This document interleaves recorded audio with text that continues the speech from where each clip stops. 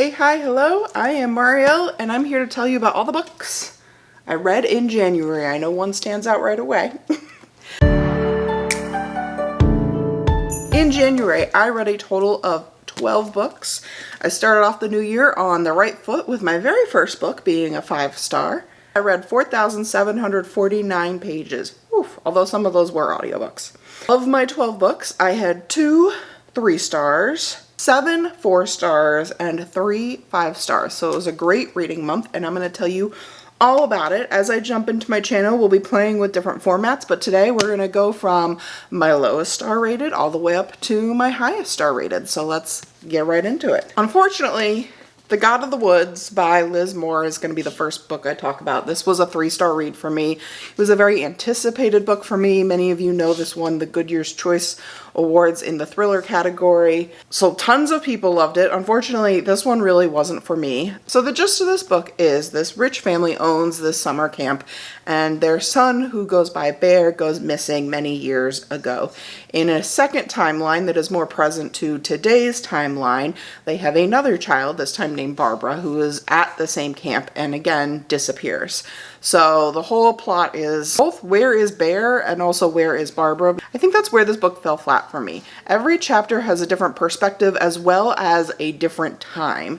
Every chapter has the name of the character as well as the time or year that it's taking place. So I felt like I spent a lot of time just trying to figure out who and what and where and when we're talking about, as opposed to enjoying the story. Now, this book was written very literary fiction-esque. It is a long, slow burn as you dive into these cases. Much like many thrillers, there's a lot of possibilities. One of the possibilities I predicted, the other was a surprise. Overall, for how long of a book it was, we're looking at close to 450 pages. It just started to feel a little bit like a book I was ready to be done with. Next up, we have Murder Road. Murder Road is about April and Eddie. They are newlyweds. They just got married. They're on their way to their honeymoon. They take a wrong turn down what we assume is Murder Road, and they see this person on the side of the road covered head to toe in blood. So they immediately go, we need to help this. They get her in their car. They bring her to the hospital. She unfortunately passes away later, and then the mystery ensues. So obviously the first suspects are the 2 that brought her to the hospital. So April and Eddie are asked to stay in town, so they're able to ask to get more information. So April and Eddie also try to dig in and try to figure out what's going on. And as they start to dig in, they discover this is not the first person that has been killed on this road, that there has been a past. And so as they're figuring all this out, they also learn that there are some pasts, both for April and Eddie, that are a little sketchy, that start to come to picture, and everything starts to unfold. Now, I have to be cryptic with this review because I think if you like the twist in this book, which I can't say because then I'd ruin it, but if you like this kind of twist, this book might be a phenomenal book for you. The problem is, I didn't like this particular kind of twist. I never have. And I don't want to say more than that because I don't want to ruin it for people that are going to read it. But I do truly understand why this book is beloved by many. I'm just stuck because I don't want to give away the twist. And I really do think there are a lot of people that will enjoy this book. It wasn't for me. So my first 4-star, don't come at me, but it would be Onyx Storm. This is the much anticipated 3rd book following Fourth Wing and Iron Flame that came out this month. I, like many others, had to grab it right away and give it a read. If you don't know anything about this series at all, essentially it is a romantasy, which means it's romance mixed with fantasy, following Violet Sorrengail as she goes into what is essentially this world's school. And within the school, you pick which path you're going to go on, and she chooses the path which will eventually turn her into someone that rides dragons and fights in wars, kind of like their own army branch, but with dragons. So this book is the 3rd book of the series. It continues on and answers loose ends from the previous one. If you have been familiar with the series at all, one of the things I loved about this book was Darna, one of Violet's dragons, has a big role in this, and she is a phenomenal character. She's a lot of fun to follow. I've loved her since book 1, so getting to see more of Darna's story and learning a little bit about her history and her past was a ton of fun. Only reason this is a 4-star book for me instead of a 5-star book for me is it really did, much like Iron Flame, felt like a middle of series book. There was a plot, there was a problem they tried to fix, but it also ended with a very large problem still out there. So that's why this one landed as a 4-star read for me. I do understand why the author did what they did, but I also really love in series when the books individually wrap up. Yes, I will be picking up the next one the minute it comes out because I need to find out what happens. So it's still a 4-star read, phenomenal, and look how pretty. I mean, I got tabs in there, but the dragon and how it goes from dark to light, it's so pretty. All right. My next 4-star read was a Michael Crichton book. Michael Crichton is an author that has since passed away. In fact, his last book was released, I believe, last year, that was co-authored because he only finished part of it before he passed away. But Michael Crichton famously writes very sciencey science fiction, which when I like science fiction, this is the kind I will gravitate towards. He wrote Jurassic Park, so for those of you that don't know the movie, I highly recommend that book.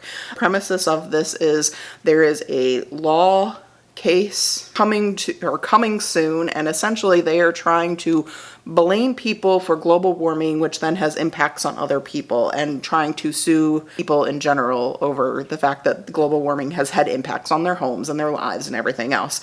And in order to make it seem more extreme, there is a group of people that are trying to mirror what global warming could do by making it worse. So things like setting off avalanches and tidal waves and all these other things. So what's cool about this is it is very thriller-esque, and you're on an island stuck in a tundra 1 minute, and then on the next page, you're on the beach with a tidal wave coming at you. So the other thing I really love about Michael Crichton's books is he dives into the research. So in addition to the thriller and the plot and the characters, he will actually jump in with graphs and details and really dive into the science behind everything you're looking at. Now, granted, this is fiction, but Michael Crichton does take some time at the end for an author's note to really kind of explain how he feels about global warming and what our country has done and learned and what we don't know. And it was really interesting, just putting the plot aside, to learn how much we don't know and how much is guessing. They talked about the first park ever in America and how the president at the time said, here, this land is now preserved, and everyone goes, now what? And so they guessed. They made logical guesses. They looked at populations that were flooding the area and said, nope, there's too many, let's cut back. And then that had detrimental effects and things just kind of cascaded. It talks a lot about the fact that much of what we know about weather and global warming and temperatures and all these other things, they're predicted by models, and models are not perfect. So a lot of it comes from educated guesses, and unsurprisingly, if an educated guess leans more towards dangerous, then people are going to donate and care more and do more. So a lot of the research and things we know lean into it a little bit to help us know how serious or not serious global warming is. Michael Crichton really breaks down his own opinions at the end, and the gist is basically that we don't know a lot as much as we think we know, and that a lot of money going into this work is going towards lawyers and policies, and really what it should be going towards is scientists and studying and learning more so that we get better ideas of what's going on. And so it was an interesting read. It made me think, but also it entertained me. So 4 stars. All right. Jumping into my next book is The Lost by Natasha Preston. This is a YA book that has been on my TBR forever. It came out in 2019, so it's been there for a while. I honestly forgot what it was about and just picked it up and started reading, and I really enjoyed it. I had a great time, and it would have been a 5-star read for me. The last 5 pages brought it down to a 4, unfortunately. So this book is about Hazel and Piper. Hazel and Piper are living in this small town where people keep going missing. Now, the theory is that because it's a small town and it's a dead end and yada, yada, yada, that all of these people that are going missing are really just fleeing from the town. A lot of them are kind of in the range of 17 to 20, so they're thinking they're runaways. Piper in particular has this dream of being a detective later in her life, so she's like, we're going to figure it out. We're going to do what teenagers do and figure out what's going on. Well, it worked really well, because within the very first attempt and probably like 20 pages of the book, they not only figure out what happened, but they figure it out because they are now part of the group that has become abducted. So essentially there's this rich family in the town, everyone loves and respects them, they're constantly putting on charity galas and raising money and just doing wonderful things for the community. Little do we know that their son is using said money to create a torture game, I guess I'd say. So Piper, Hazel end up in this warehouse with several other kids that have also been kidnapped, and they hang out throughout the day, and an intercom system comes on and tells them to go into one of 5 rooms, and every single room has a different way of torturing them. So like one room you go through sleep deprivation, one room is waterboarding, one room is extreme temperatures, and they're tortured for the amusement of these rich people who watch and control all of it. And obviously Piper wants to get out of the situation, and a lot of it is just different attempts, failed attempts, figuring it out. There was one really big twist which I totally saw coming. It had a fun element to it. The end of the book, I had to knock off a star because I really didn't like how the author ended it. I don't agree that the character that did a certain thing would have done that based off of the character traits the author shows us. So it almost was a 5-star. It got knocked down to a 4. I still really recommend it, but just be prepared to be kind of annoyed at the end.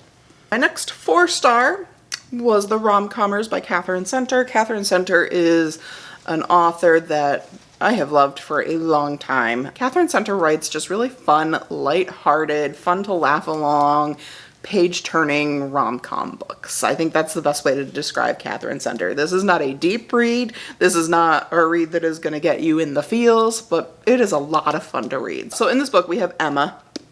Emma is spending the majority of her life taking care of her father, who needs 24/7 care.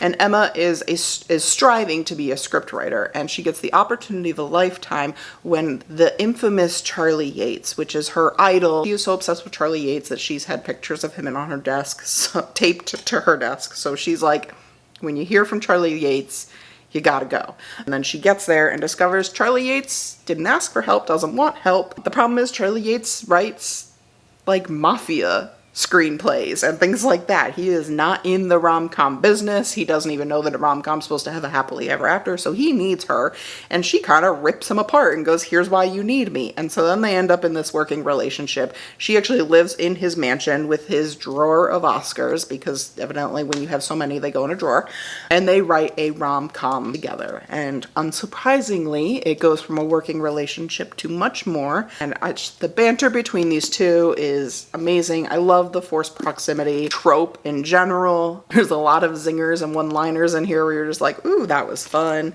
And on top of that, on top of everything else, as they fall in love, you also see both of the characters kind of figure out and work through trauma of their past. She has spent her whole life putting everyone else first, particularly her family. He has stopped believing in love after an ugly divorce. So little by little, things unfold. And it's just a really cute, fun, simple rom-com romance. Shocking as it's called, The Rom-Commers, but I enjoyed every little bit of it. There wasn't anything super deep, which is why it didn't get 5 stars.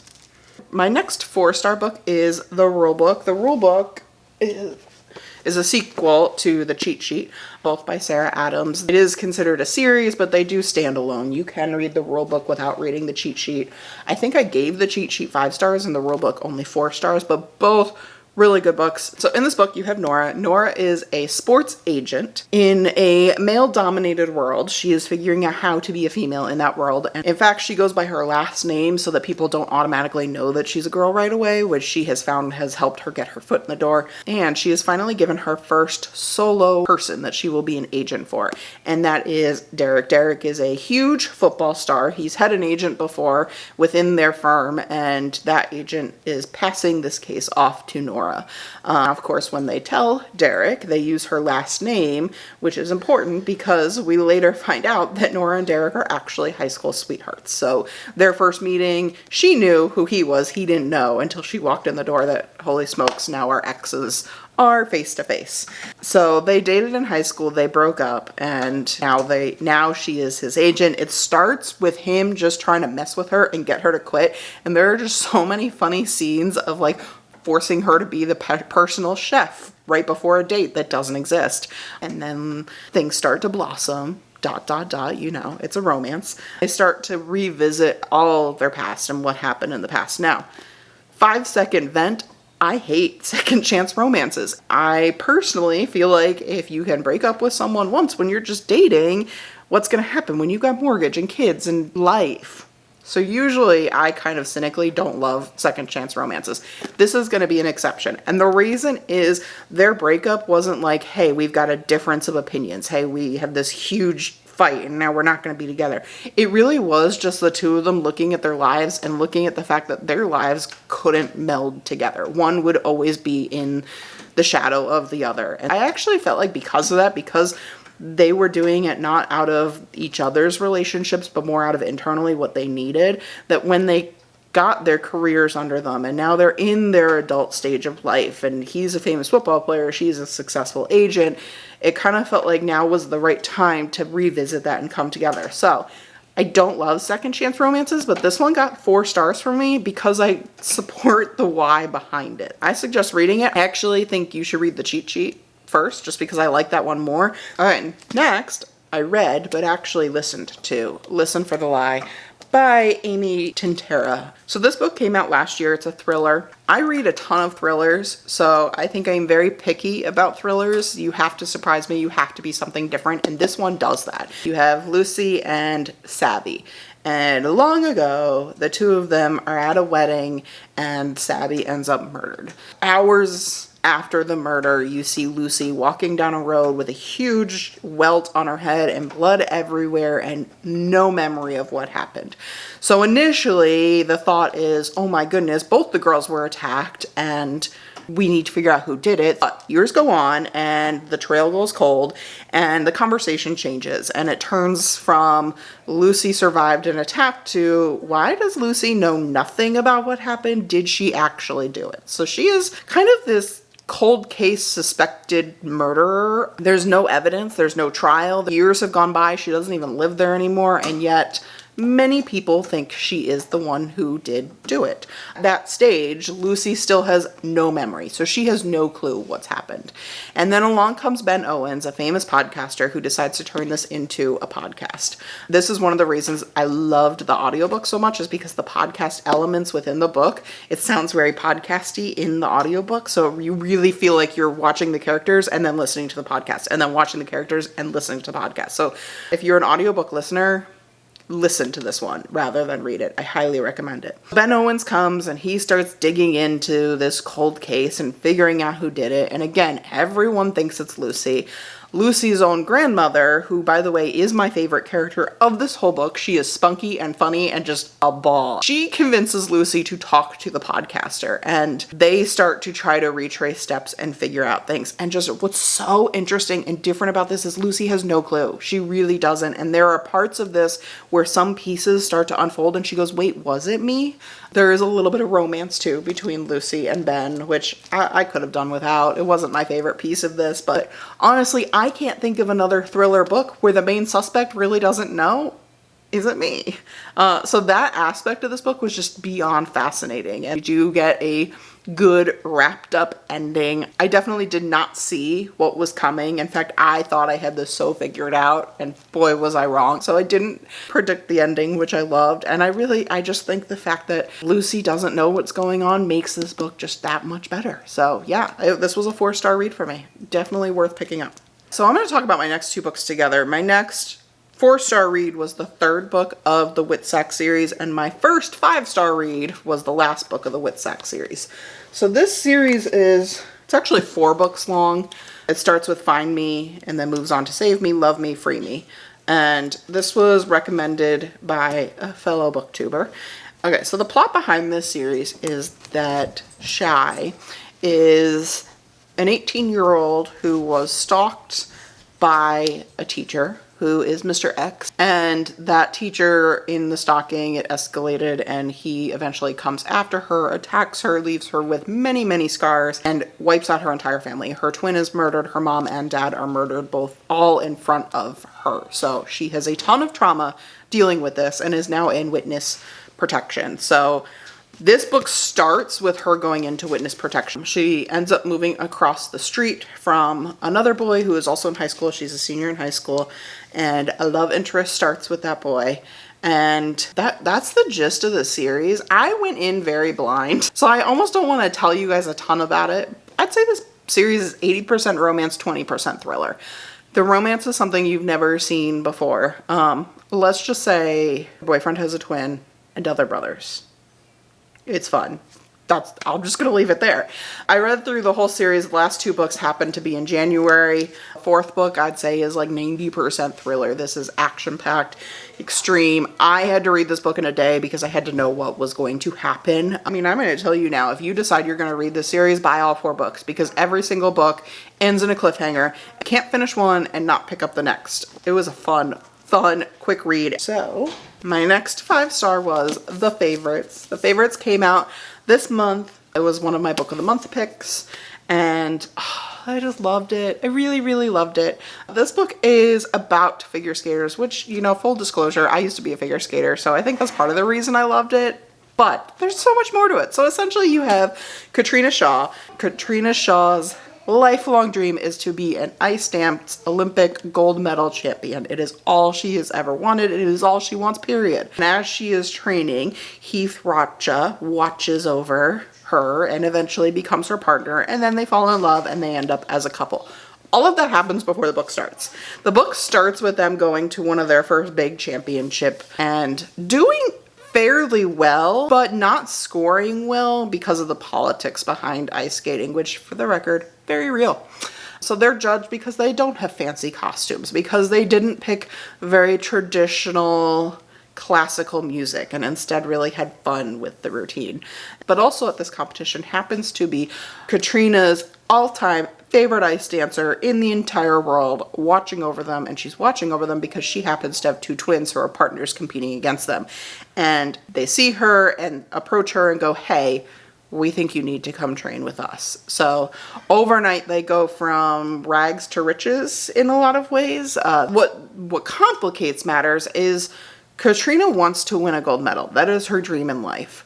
Heath's dream in life is to be the best person he can for Katrina. His love for Katrina is what is making him as good as he is. He doesn't have that competitive drive. He doesn't need to win. And so little by little, there start to be a little bit of a question of, is he enough of a partner for her? Competitively, do we need to look at other options? The whole book then continues, and the whole story is about their path to trying to become Olympic stars. Some unique features of this book. A lot of people are comparing it to Daisy Jones because, so every few chapters, instead of a chapter from Katrina's perspective, you actually get little news briefs. The author comes in and actually shares interview pieces or little clips from the United States National Championship.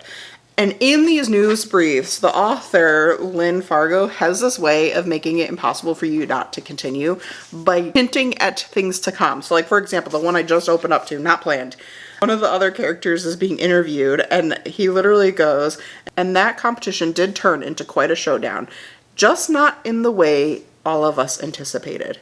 How do you read that and not continue? So of course, then you have to jump into Katrina's point of view and figure out what happened. And the author does that so many times where you're just like, wait, what? Gotta keep going.